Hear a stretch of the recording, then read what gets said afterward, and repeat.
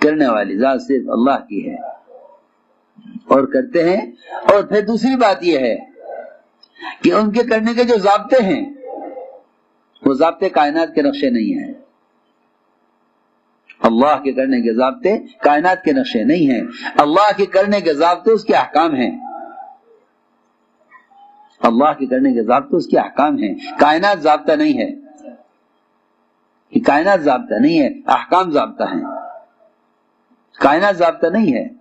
اس لیے کائنات میں بہت تبدیلیاں ہیں. کائنات میں بہت تبدیلیاں ہیں. ضابطے میں کوئی تبدیلی نہیں ہے.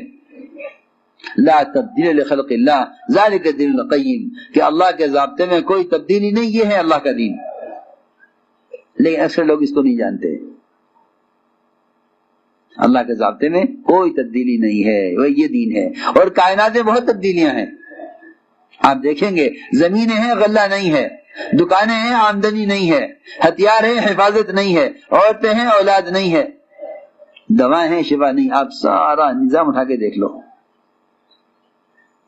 کہ سمجھایا گیا تھا کہ ہم نے تمہیں جو اسباب دیے ہیں ہم نے تمہارے امتحان کے لیے دیے ہیں کہ تم ہمیں اس میں کتنا یاد رکھتے ہو. اس لیے میرے دوستو عزیزو، اسباب ترک کرنے کو نہیں کہا جاتا، بلکہ اسباب میں حکم داخل کرنے کو کہا جاتا ہے کہ اسباب میں حکم داخل کرو، کیونکہ اسباب ذریعہ نہیں ہے کامیابی کا، اسباب میں حکم ذریعہ ہے کامیابی کا. اسباب ذریعہ نہیں ہے کامیابی کا. اسباب میں سب مشترک ہیں. قوم شعیب تاجر تھے، قوم سبا باغات والے تھے، قوم سمود صنعت والے، یہ سب قوم صالح صنعت والے.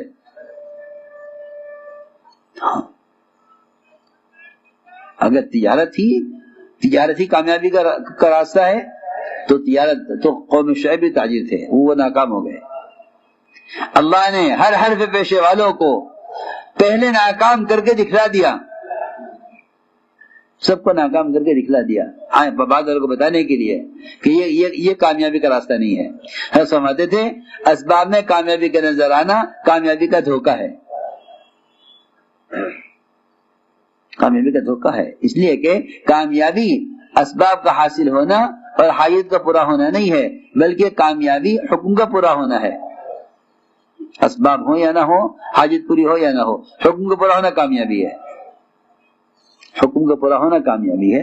اسباب کا پورا ہونا، اسباب کا ہونا یا جو ہے حاجت کا پورا ہونا کامیابی نہیں ہے، بلکہ حکم کا پورا ہونا کامیابی ہے.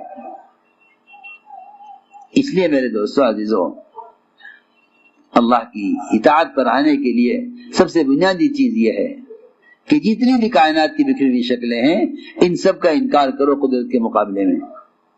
کہ کرنے والی ذات صرف اللہ کی ہے اور اس کے کرنے کے ضابطے اس کے احکام ہیں. کرنے کے ضابطے اس کے احکام ہیں. اس لیے ایمان کا خلاصہ اور ایمان کی حقیقت وہ تو اللہ کے رسول کی اطاعت ہے. صحابہ نے سوال کیا حضور اکرم صلی اللہ علیہ وسلم سے کہ یا رسول اللہ ایمان کسے کہتے ہیں؟ فرمایا تو یہ نیکی خوش کرے اور گناہ غمگین کرے، جان لے کہ تو مومن ہے. ایسی علامت بتلائی کہ ہم میں سے ہر آدمی اپنے بارے میں غور کر سکتا ہے اس کے ایمان کا کیا حال ہے. فرمایا اذا سرت حسنتک وساءتک سیئتک فانت مؤمن، کہ جب تو یہ نیکی خوش کرے اور گناہ تجھے اندر سے غمگین کرے تو جان لے کہ تو مومن ہے. اس لیے فرمایا کہ ایمان اپنی علامتوں کے ساتھ ہے. ایمان اپنی علامتوں کے ساتھ ہے اور ایمان کی سب سے بنیادی علامت، ایمان کی سب سے بنیادی علامت اور ایمان کی حقیقت وہ سب سے اہم تقوی ہے. وہ سب سے اہم چیز تقوی ہے. اسی لیے کلمہ لا الہ الا اللہ کو قرآن میں تقوی کا کلمہ فرمایا. میں الزمہم کلمۃ التقوی وکانوا احق بها واہلہا، کہ اللہ نے جمایا ایمان والوں کو تقوی کے کلمے پر، کیونکہ یہ کلمہ لا الہ الا اللہ یہی تقوی کا کلمہ ہے اور مومن اس کا حقدار ہے. اس لیے ساری نیکیوں کا مدار وہ تقوی پر ہے. ساری نیکیوں کا مدار تقوی پر ہے. اور تقوی کسے کہتے ہیں؟ تقوی اللہ سے تنہائی میں ڈرنے کو کہتے ہیں. تقوی اللہ سے تنہائی میں ڈرنے کو کہتے ہیں. تقوی اللہ سے تنہائی میں ڈرنے کو کہتے ہیں. تقوی خالق سے ڈرنے کو کہتے ہیں. تقوی ہمارا تقوی مخلوق سے ڈرنے والا بنا ہوا ہے. ہمارا تقوی، واقعی کہہ رہا ہوں، ہمارا تقوی کا حال یہ ہے کہ ہمارے تقوی کا تعلق مخلوق سے ہے. ہمارے تقوی کا تعلق مخلوق سے ہے، ورنہ صحابہ کے تقوی کا تعلق بحراس خالق سے تھا.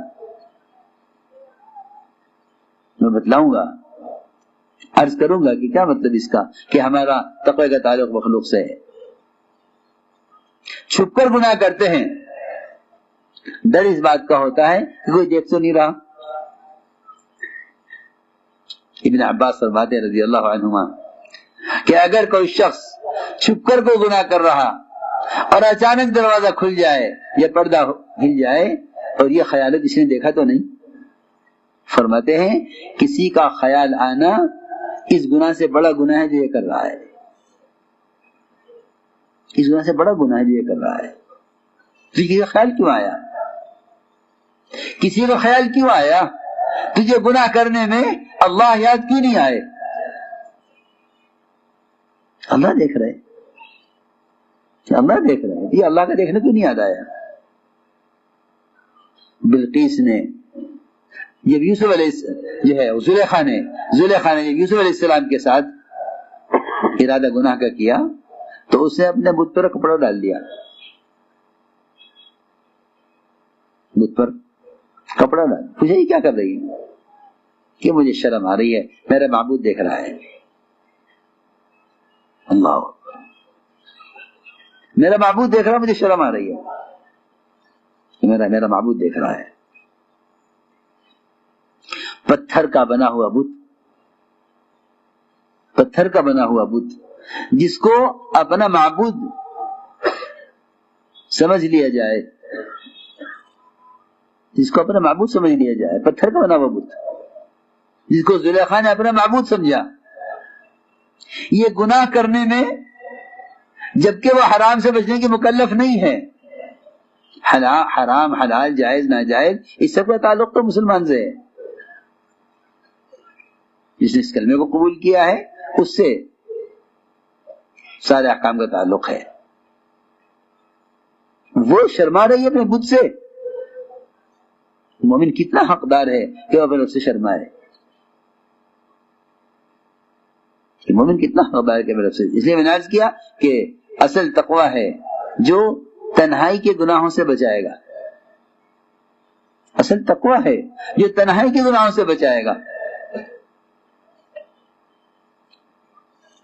کہ اللہ سے اصل ڈرنا وہ تنہائی میں ڈرنا ہے. اس لیے اللہ تعالیٰ نے تقوی پر جو وعدے فرمائے ہیں، سب سے پہلا وعدہ فرمایا کہ اگر یہ تقوی پر آ جائیں تو میں ان کے ہر تنگی سے نکلنے کا راستہ بناؤں گا. ہر تنگی سے نکلنے کا راستہ بناؤں گا. من یتق اللہ یجعل له مخرجا. جیسے بھی ان پر حالات آئیں گے میں انہیں تقوی کی وجہ سے ہر قسم کے حال سے نکال دوں گا. پہلا وعدہ تو یہ ہے. یوسف علیہ السلام جس دروازے پر جاتے تھے وہ دروازہ پہلے کھل جایا کرتا تھا. ہم تو یوں کہہ کر گناہ میں مبتلا ہو جاتے ہیں کہ ہم بچ نہیں سکتے. ہم نہیں بچ سکتے. میرے کاروبار میں سود کی یہ صورت حال ہے، ہم نہیں بچ سکتے. میرے معاشرے میں عریانیت کا یہ حال ہے، ہمیں نہیں بچ سکتا. ہمارے عدالتوں میں جھوٹ کا یہ حال ہے، ہم نہیں بچ سکتے. جو گناہ سے بچنا نہیں چاہتے اللہ ان کے لیے بچنے کا راستہ نہیں نکالتے. جو گناہ سے بچنے کے لیے قدم نہیں اٹھاتے ان کے لیے دروازے نہیں کھلا کرتے. اس لیے فرمایا من یتق اللہ یجعل له مخرجا. جو اختیار کر لیتا ہے ہم اس کے تنگی سے نکلنے کا راستہ کھول دیتے ہیں. تنگی سے نکلنے کا راستہ کھول دیتے ہیں اور اس پر رزق کے دروازے کھول دیتے ہیں. لوگ گناہ کے ذریعے کمانا چاہتے ہیں اور گناہ کے ذریعے مالدار بننا چاہتے ہیں، حرام کمائیوں سے مالدار بننا چاہتے ہیں، حرام کمائی سے مالدار بننا چاہتے ہیں۔ اللہ رب العزت تو اپنے بندوں محبوب بندوں کو ایسا مال سے بچانا چاہتے ہیں جیسے تمہیں کوئی آدمی اپنے بیمار کو پانی سے بچانا چاہتا ہے، اور یہ حرام راستے سے مالدار بننا چاہتا ہے۔ میرے دوستو عزیزو، سب سے پہلے تقوی کمائی کے نقشے میں لے آؤ، سب سے پہلے تقوی کمائی کے نقشے میں لے آؤ۔ اگر کمائی کے نقشے میں تقوی آ گیا تو معاشرہ، عبادات، اخلاق تینوں لائنیں بن جائیں گی۔ لیکن فرماتے تھے کہ حرام کمائی یہ اس کے اعضاء کو حرام کی طرف کھینچ کے لے جاوے گی، یہ نہ چاہتے بھی حرام کام کرے گا۔ جی ہاں، سب سے پہلے سوال معاملات کا ہے کہ معاملات ٹھیک کرو۔ سب سے پہلا سوال معاملات کا ہے۔ ہر مشین کے لیے سب سے پہلا سوال یہ ہے کہ اس کا تیل کون سا ہے، اس موٹر کا تیل کون سا ہے، یہ ڈیزل کی مشین ہے، یہ ڈیزل کی موٹر ہے، یہ ڈیزل کا انجن ہے، یہ پیٹرول کا انجن ہے، اس کا تیل چاہیے۔ انسانوں کے ہاتھ بھی بنائی ہوئی مشینوں کے تیل متعین ہیں۔ یہ کیسے ممکن ہے کہ مسلمان اللہ کی عبادت کے لیے بنایا جائے اور اس کے لیے کوئی غذا کی پابندی نہ ہو کہ جانور کی طرح جو چاہو کھا لو، عمل کر لو؟ ایسا نہیں ہے۔ ہم سمجھتے تھے لوگ لقمے کو معمولی سمجھتے ہیں، حالانکہ لقمہ سمندر ہے، خیالات اس کے موتی ہیں۔ جیسی غذا ہوگی ویسے خیالات ہوں گے۔ اس لیے فرمایا سب سے پہلے معاملات کو حکم پر لاؤ، اخلاق، معاشرہ، عبادات، تینوں چیزیں بن جائیں گی، تینوں بن جائیں گی۔ اس لیے صحابہ کرام کی غیبی نصرتوں کا جو اصل بنیادی سبب بنا ہے وہ ایمان کی علامت تقوی، ایمان کی علامت تقوی۔ آگے فرمایا دوسرا وعدہ وَيَرْزُقْ مِنْ حَيْثُ لَا يَحْتَسِبُ، کہ ہم تقوی والوں کو ایسے راستے رزق دیں گے جہاں ان کا خیال گمان بھی نہیں پہنچے گا۔ ہم ایسی جگہ سے رزق دیں گے جہاں ان کا خیال گمان نہیں پہنچے گا، اس جگہ سے ان کو رزق دیں گے۔ اور ہوا یہی، ایسے صحابہ کہ ان کا باغ سال میں 2 مرتبہ پھل دیا کرتا تھا، ایسے صحابہ کہ ان کا باغ سال میں 2 مرتبہ پھل دیا کرتا تھا۔ تقوی اختیار کرو، ہم تمہیں اپنے خزانوں سے دیں گے۔ تقوی اختیار کرو، ہم تمہیں خزانوں سے دیں گے۔ ایک صحابی نے آ کر عرض کیا کہ مجھ پر اتنا قرضہ ہے کہ میں اگر سال کی باغ کی آمدنی قرض میں ادا کرتا رہوں تو میرا قرض ادا نہ ہو۔ فرمایا کہ کھجوریں توڑ لی ہیں؟ کہ جی ہاں۔ آپ تشریف لے گئے باغ میں، کھجوریں توڑ کر رکھی ہوئی تھی۔ آپ نے فرمایا کہ جتنوں کا بھی تمہارے ذمہ حق ہے سب کو بلا لو۔ ایک وقت میں سب آ گئے، سب نے اپنا اپنا حق تول کر لے لیا، سارا قرضہ ادا ہو گیا، سارا قرضہ ادا ہو گیا۔ فرماتے ہیں صحابی کہ مجھے کہیں سے ایک کھجور بھی کم نظر نہیں آتی تھی کہ ان میں کوئی کھجور اٹھائی گئی ہے، سارا قرضہ ادا ہو گیا۔ یہ وعدہ ہے تقوی پر کہ ہم ایسی جگہ سے رزق دیں گے جہاں ان کا گمان خیال بھی نہیں پہنچے گا۔ اس لیے میں نے عرض کیا کہ تقوی سب سے پہلے معاملات میں لاؤ، اس لیے کہ اگر غذا تقوی والی نہیں ہے تو بدن سے نکلنے والے اعمال بھی تقوی والے نہیں ہوں گے۔ اگر غذا تقوی والی نہیں ہے، جو اپنے اعمال کی حفاظت کرتے ہیں وہ سب سے پہلے اپنے معدے کی، اپنے خون کی حفاظت کرتے ہیں۔ ابوبکر صدیق رضی اللہ عنہ کو ایک لقمہ کہانت کی آمدنی کا کھلا دیا گیا، پوچھا کہاں سے لائے ہو؟ کہ میں کہانت کیا کرتا تھا، نجومی سے جا کر حالات پوچھتا تھا آ کے بتلاتا تھا لوگوں کو، اس کے پیسے ملتے تھے۔ ابوبکر رضی اللہ تعالیٰ عنہ نے اس لقمے کو اندر سے نکالنے کے لیے طے کی، ایک لقمہ کیسے باہر نکلے؟ جب ساری کوشش کی اور وہ لقمہ باہر نہ آیا تو لوگوں نے کہا پانی پیجئے، پانی پی کر نکالیے اس کو۔ روایت میں ہے کہ پانی پیتے رہے، طے کرتے رہے، جیسے کوئی اپنے برتن کو صاف کرتا ہے، دھویا کرتا ہے۔ جب وہ قے کے ساتھ لقمہ باہر آیا، لوگوں نے کہا امین آپ نے اس کے لیے کوشش کیوں کی؟ فرمایا اگر یہ میری جان لے کر نکلتا میں اس کو نکالتا۔ سارا کام خراب ہوا ہے اس کمائی کے حرام طریقوں کی وجہ سے۔ یہ کمائی کے حرام طریقوں نے سارے عبادات کو کھوکھلا کیا ہوا ہے، عبادات مردود ہیں اور دعائیں مردود ہیں، مقبول نہیں ہیں، اس لیے کہ سب سے پہلی شرط یہ ہے کہ پہلے طہارت پھر عبادت، پہلے طہارت پھر عبادت، پہلے طہارت پھر عبادت، کہ آدھا ایمان ہے طہارت۔ کیا مطلب ہے اس کا؟ کہ اگر آپ ناپاک پانی سے وضو کریں تو آپ کی بات تو کیا ہوگا کہ آدھی طہارت، آدھا ایمان تو طہارت ہے، طہور شطر الایمان، طہور شطر الایمان، کہ پہلے پاکی حاصل کرو۔ پاکی کا مطلب یہی نہیں کہ آدمی غسل کر لے یا وضو کر لے، بلکہ بدن کے اندر دوڑنے والا خون حرام کمائیوں سے، سود سے، جھوٹ سے، غبن سے، دھوکے سے، ان سب سے پاک ہو۔ عمر بن سعد رضی اللہ تعالیٰ عنہ کو حضرت عمر نے گورنر بنایا تھا حمص کا، 1 سال وہ وہاں رہے۔ جب 1 سال کے بعد واپس آئے حضرت عمر نے فرمایا یہ کیا حال کیا ہوا ہے؟ تو اس پر ہی جواب دیا تھا حضرت عمر بن سعد نے کہ دیکھتے نہیں میرے بدن کا خون پاک ہے، میں نے کسی کا کوئی حق نہیں مارا، میں نے کسی کا کوئی حق نہیں دبایا، میرا خون بدن کا اپنی کمائی سے، حلال کمائی سے بنایا ہوا ہے، میرا خون پاک ہے، اور مجھے کیا چاہیے؟ میرا خون پاک ہے۔ تو میں نے عرض کیا کہ کمائیوں کو حکم پر لاؤ، کمائیوں کو حکم پر لاؤ، اس لیے کہ طہارت کے بغیر عبادت نہیں ہے۔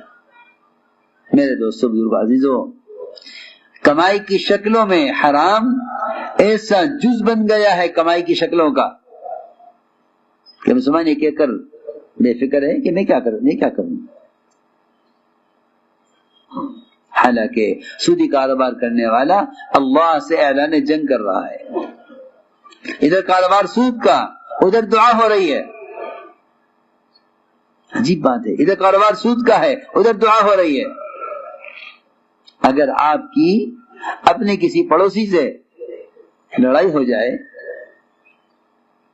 آپ کے اپنے کسی پڑوسی سے لڑائی ہو جائے تو کیا آپ اس پڑوسی کے یہاں سے نمک مانگنا پسند کریں گے؟ صرف نمک، بہت معمولی چیز ہے، مجھے آپ نہیں۔ کوئی تمہارا بچہ اگر نہ سمجھ، جسے خبر نہیں لڑائی ہے، وہ جا کے لے آوے تو آپ 2 چاٹے مار کے واپس کراؤ گے کہ ہمیں نہیں چاہیے، کیا ہے؟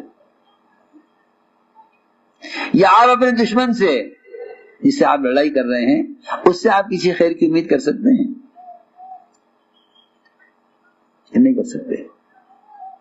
اور عجیب بات ہے کہ لوگ سودی کاروبار کر کے اللہ کے رسول سے اعلان جنگ کیے ہوئے ہیں، اعلان جنگ کیے ہوئے ہیں۔ ان لم تفعلوا فاذن بحرب من اللہ ورسولہ، اگر نہیں باز آتے ہیں سود سے تو اعلان جنگ ہے اللہ کے رسول کے ساتھ۔ عجیب بات ہے کہ ادھر سودی کاروبار ہے اور ادھر دعائیں ہیں کہ اللہ سے مانگ بھی رہے ہیں، اللہ سے لڑائی بھی کر رہے ہیں۔ اللہ سے مانگ بھی رہے ہیں، اللہ سے لڑائی بھی کر رہے ہیں کہ اپنے معاملات کو حکم پر لاؤ۔ معاشرہ، عبادات، اخلاق، تینوں لائنیں ٹھیک ہو جائیں گی، بشرطے کے معاملات ٹھیک ہو جائیں. اور اگر معاملات ٹھیک نہ ہوئے تو یہ عبادات مقبول عبادات بھی حق والے ایسے لے اڑیں گے قیامت میں کہ ان حق والے گناہ اس پر ڈالے جائیں گے اور اس کی مقبول عبادت حق والے لے جائیں گے اور یہ عابد جہنم میں ڈال دیا جائے گا. حدیث میں اسی طرح ہے ثم طرح فی النار. اس لیے فرمایا کہ سب سے پہلے معاملات کو حکم پر لاؤ، کہ معاملات کو حکم پر لاؤ. اس لیے ہم نے عرض کیا کہ تقوی پر یہ 5 وعدے ہیں کہ پہلا وعدہ یہ ہے کہ ہم ہر تنگی سے نکال دیں گے. دوسرا وعدہ یہ ہے کہ ہم ایسی جگہ سے رزق دیں گے جہاں ان کا گمان خیال نہیں پہنچے گا. تیسرا وعدہ یہ ہے کہ ہم ان کے کام میں آسانیاں پیدا کریں گے، ہم ان کے کام میں آسانیاں پیدا کریں گے. من یتق اللہ یجعل لہ من امرہ یسرا، ہم ان کے کام میں آسانی پیدا کریں گے. اور چوتھا وعدہ یہ ہے کہ ہم یہ اگر اپنے کاروبار کو اور اپنے معاش کو حرام سے حلال کی طرف پھیر لیں تو ہم ان کے گناہ معاف کر دیں گے. اور پانچواں وعدہ یہ ہے کہ ان کے اجر کو بڑھا دیں گے، ان کے اجر کو بڑھا دیں گے، ان کے پچھلے گناہ معاف کر دیں گے، ان کے اجر کو بڑھا دیں گے. اس لیے میں نے عرض کیا کہ ایمان کی بنیادی علامت اور ایمان کی بنیادی صفت تقوی ہے. اور فرمایا التقوی ملاک الحسنات، کہ ساری نیکیوں کا مدار تقوی پر ہے، ساری نیکیوں کا مدار تقوی پر ہے. اس لیے فرمایا کہ ایمان کو ایمان کی حقیقت کے ساتھ سیکھو، کہ ایمان کو ایمان کی حقیقت کے ساتھ سیکھو، ایمان کو ایمان کی حقیقت کے ساتھ سیکھو. سب سے بنیادی چیز ہے یہ. ایک جماعت آپ میں حاضر ہوئی، فرمایا تم کیا ہو؟ صحابہ فرماتے ہیں کہ حضور اکرم صلی اللہ علیہ وسلم نے سر سے لے کر پیر تک ہمارے حلیے کو دیکھا، ہمارے حلیے کو دیکھا. اس لیے کہ ایمان کے دلوں میں راسخ ہونے اور ایمان کی حقیقت کے حاصل ہونے کی علامت اور اس کا تقاضا یہ ہے کہ مسلمان اتباع سنت پر آئے، مسلمان اتباع سنت پر آئے. یہ تقاضا ہے ایمان کا، یہ تقاضا ہے ایمان کا کہ مسلمان اتباع سنت پر آئے. اگر اس کا ظاہر سنت کے خلاف ہے، اگر اس کا ظاہر سنت کے خلاف ہے تو دل میں ایمان نہیں ہے، پکی بات ہے. بات بھاری پڑے گی اور ہے حقیقت یہی ہے. قرآن تو کھول کے کہہ دیا نا صاف کہ تم ایمان والے ہو ہی نہیں سکتے جب تک اللہ اور اللہ کے رسول تمہیں ان تمام شکلوں سے، تمام طریقوں سے، تمام اسباب اور راستوں سے، جتنا بھی اللہ کا غیر ہے اس سب سے یہ دونوں تمہیں محبوب نہ ہو جائیں، تم اپنے آپ کے ایمان والا نہیں کہہ سکتے. آج کل شیطان نے ایک ایسی تھپکی دی ہے مسلمانوں کو اور ایک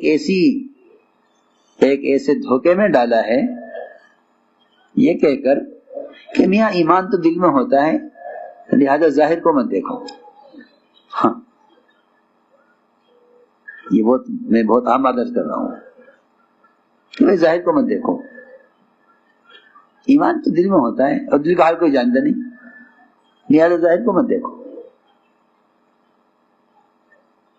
ظاہر کو مت دیکھو اور ایمان تو دل میں ہوتا ہے. اور صاحب فرماتے تھے کہ اگر دل میں ایمان ہوتا تو سنتی شکل میں ظاہر ہوتا. جی ہاں، مومن کی پہچان ہے اتباع سنت. آپ نے فرمایا میرے صحابہ ایسے میرے طریقے کے پابند ہیں کہ اگر لاکھوں کروڑوں میں بھی چند صحابہ ہوں تو الگ پہچانے جائیں گے اتباع سنت سے. آپ نے مثال دے کے فرمایا کہ میرے صحابہ ایسے ہیں کہ ایک سیاہ بیل کے پہلو میں چند بال سفید ہوں یا سفید بیل کے پہلو میں چند بال سیاہ ہوں، میرے صحابہ ایسے ممتاز. اور میرے صحابہ اس لیے کہ اللہ تعالیٰ نے مسلمان کی امتیازی شان کو تقوی کے ساتھ جوڑا ہے. ان تتقوا اللہ یجعل لکم فرقانا، کہ اللہ تعالیٰ تمہارے اور غیروں کے درمیان، تمہارے اور غیروں کے درمیان ظاہری اور باطنی فرق، معاشرے کے اعتبار سے، معاملات کے اعتبار سے، شادیوں کے اعتبار سے، عبادات کے اعتبار سے، تمہاری ظاہری حلیے کے اعتبار سے،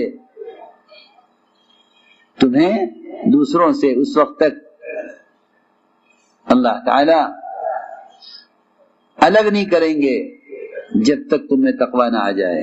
ان تتقوا اللہ یجعل لکم فرقانا. یہ فرقان کیا ہے؟ یہ فرقان یہ ہے کہ مسلمان کا ہر عمل سنت کے مشابہ ہو اور اس کا ہر عمل اعداء دین کے طریقوں کے خلاف ہو.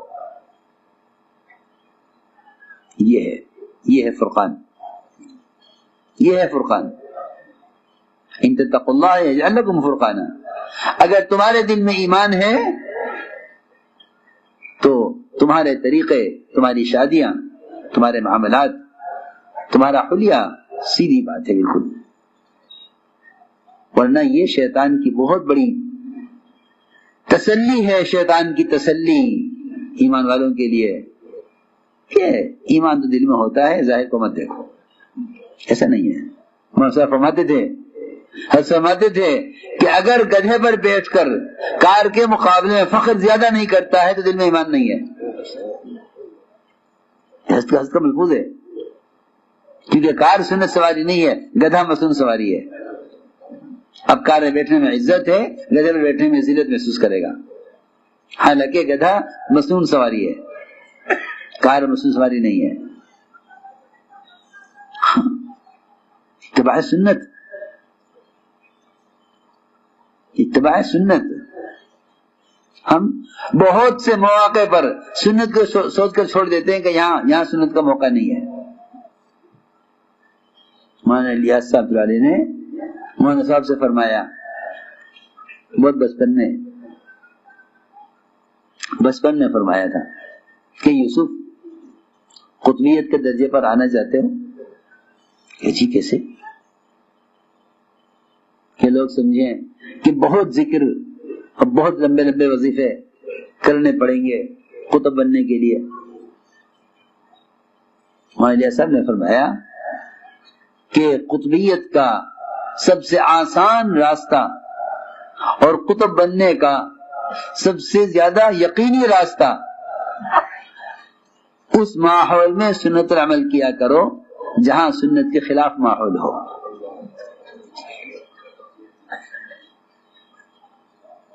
جہاں ماحول سنت کے خلاف ہو. ہم عام طور سے یہ سوچتے ہیں کہ بھئی یہاں مناسب نہیں ہے، یہاں تو جیسا ہو رہا ہے ایسا کر لو، جہاں موقع ہوگا وہاں کر لینا. جی ہاں، موقع شناسی یہ دین کو مٹانے والا مزاج ہے. یہ موقع دیکھ کر کام کرو، یہ دین کو مٹانے والی بات ہے. یہاں ماحول نہیں ہے. اور لوگ کہتے ہیں کہ تم اس پر عمل کرو گے، یہاں لوگ سنت پر ہنسیں گے، تم ذریعہ بنو گے. یہ بھی شیطان کا دھوکہ ہے. ہاں یہاں نہ کرو یا عمل، کیونکہ لوگ ہنسیں گے، سنت پر تم ذریعہ بنو گے ہنسنے کا. کہ نہیں، سنت کا اتباع تو سنت کی احیاء کے لیے ہے، اور سنت کا احیاء مخالف ماحول میں عمل کرنے کو ہی کہتے ہیں. سنت کا احیاء مخالف ماحول میں سنت عمل کرنے کو ہی سنت کا احیاء کہتے ہیں. ایک سنت کے احیاء پر 100 شہیدوں کا ثواب ہے. وہ شہیدوں کا ثواب جبھی تو ہوگا جبھی مخالف ماحول میں کرے گا، ورنہ موافق ماحول میں سنت عمل کرنا جہاد تھوڑا ہی ہے. جہاد تو مخالف ماحول میں عمل کرنے کہتے ہیں. یہاں تو ایک شہید کا بھی اجر نہیں ملنے کا اگر موافق ماحول میں سنت عمل کر رہا ہے. کہ سنت عمل کرو مخالف ماحول میں. اور رہا یہ کہ لوگ ہنسیں گے، تو اللہ نے فرمایا ہوا ہے انا کفیناک المستہزئین، کہ نبی جی آپ پر ہنسنے والوں کے لیے تو ہم کافی ہیں. لو آپ عرض کے لیے ہم کافی ہیں. آپ تو اپنے طریقے پر رہیے, آپ تو اپنے طریقے پر رہیے. اس لیے کہ سنت پر ہنسنے والا وہ اس سنت پر عمل کرنے والے پر نہیں ہنس رہا ہے, بلکہ وہ خدا کی قسم براہ راست محمد صلی اللہ علیہ وسلم پر ہنس رہا ہے.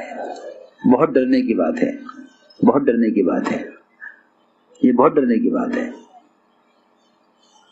کسی سنت پر ہنسنے والا یا کسی سنت کا انکار کر دینے والا وہ براہ راست محمد صلی اللہ علیہ وسلم پر ہنس رہا ہے. معمولی بات نہیں ہے یہ جو میں کہہ رہا ہوں. اس لیے کہ اگر کسی سنت کا انکار کر دیا جائے, اگر کسی سنت کا انکار کر دیا جائے, میں بات توجہ سننا, اگر کسی سنت کا انکار کر دیا جائے تو بڑی بڑی قوتیں اور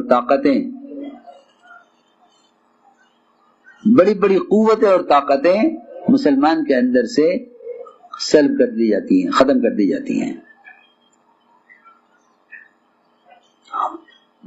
بہت اہم بات میں کر رہا ہوں. لوگ سنت کو معمولی سمجھ کے چھوڑ دیتے ہیں کہ یہ فرض ہے, سنت تو نہیں ہے. انکار کرنے میں بھی یہ سوچتے ہیں کہ کوئی فرض تو نہیں ہے, آپ کہہ رہی اس پر عمل کرو, فرض تو نہیں ہے. حالانکہ حقیقت یہ ہے کہ مسلمان صرف فرائض کو ادا کرے اور سنتوں کو چھوڑ دے تو یہ مسلمان غیروں میں پہچانا نہیں جا سکتا. پکی بات ہے. مسلمان کی امتیازی شان اتباع سنت میں ہے. کسی بھی سنت کو ہلکا سمجھ کر اس کا انکار کرنا یا اس کو چھوڑنا یہ بڑی بڑی صلاحیتوں کو اور بڑی طاقتوں کو سلب کر لیتا ہے, چھین لیتا ہے. میں ایک واقعہ سناتا ہوں تاکہ معلوم ہو جائے کہ ایک ضرورت کی لائن کی سنت, نماز کی لائن کی نہیں کہہ رہا ہوں, حج کی لائن کی نہیں کہہ رہا ہوں, روزے زکوٰۃ کی لائن کی سنت نہیں کہہ رہا ہوں. کھانا جو نبی کی بعثت کا مقصد نہیں ہے, جو نبی کی بعثت کا مقصد نہیں ہے, ضرورت ہے. اگر اس لائن کی سنت کا بھی انکار کر دے تو بڑی بڑی قوتیں اور بڑی صلاحیتیں سلب ہو جاتی ہیں, ختم ہو جاتی ہیں. میں اس کو واقعہ عرض کرتا ہوں کہ نبی کا حکم اور آپ صلی اللہ علیہ وسلم کی سنتیں قیامت تک اللہ تعالی نے اسلام کا رعب اتباع سنت میں رکھ دیا ہے. جو جتنا متبع سنت ہوگا باطل اس سے مرعوب ہوگا. یہ حقیقت ہے. جو جتنا متبع سنت ہوگا باطل سے مرعوب ہوگا, اور جو جتنا سنت سے دور ہوگا وہ باطل سے مرعوب ہوگا. اس لیے کہ اللہ تعالی نے سنتوں کا رعب رکھا ہے باطل پر. اللہ نے سنت کا رعب رکھا ہے باطل پر. یہ حقیقت ہے. یہ ایک مہینے کی مسافت تک حضور اکرم صلی اللہ علیہ وسلم کی ایک مہینے کی مسافت تک آپ کی مدد آپ کے رعب سے کی گئی ہے. ایک مہینے کی مسافت تک آپ کا رعب. جی ہاں, جو دو فوجی بازان سے, یمن کے گورنر بازان کی طرف سے آپ گرفتار کرنے کے لیے آئے تھے, وہ دونوں آپ کو دیکھ کر کانپنے لگے تھے. حالانکہ آپ کو گرفتار کرنے کے لیے بھیجے گئے کس طرح کے حکم سے, دونوں دیکھ کر کانپنے لگے، آپ کو دیکھ کر کانپنے لگے۔ میں یقین سے عرض کر رہا کہ جس رعب سے آپ کی مدد کی گئی ہے، اللہ نے وہ رعب قیامت تک کے لیے آپ کی سنتوں میں رکھ دیا ہے۔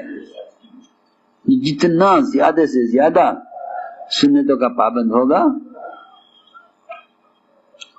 باطل سے اتنا ہی مرعوب ہوگا، اور جو جتنا غیروں کے طریقوں پر ہوگا، ایسے اغیار مسلمانوں سے مرعوب نہیں ہوں گے، بلکہ مسلمان ان سے مرعوب رہیں گے۔